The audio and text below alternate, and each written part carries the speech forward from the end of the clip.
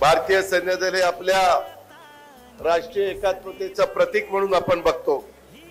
आपल्या देशाचा हा अभिमान आहे। देशाच्या संरक्षणाबरोबरच नैसर्गिक आपत्तीच्या काळात देखील आपले सैन्य दल अत्यंत अमूल्य अशा प्रकारची सेवा बजावत असतं। आपल्या मातृभूमीला जनतेला सुरक्षित वातावरण निर्माण करून दिल्यामुळेच प्रत्येक व्यक्ती आपला देश प्रगती करतो।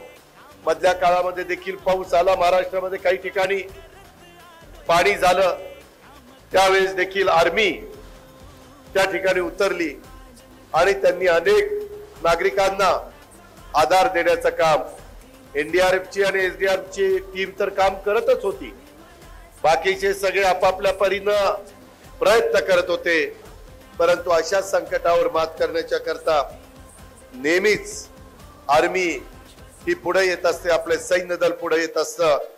ज्या ज्या वेळेस देशावर संकट येतात त्या त्यावेळेस माझा भारतीय सैनिक नेहमी पुढे असतो। सैनिकांच्या साठी प्रथम देश, नंतर कुटुंब। सैनिक आपल्या कुटुंबाचा विचार न करता आपल्या संरक्षणासाठी सीमेवर अहोरात्र पहारा देत असतात।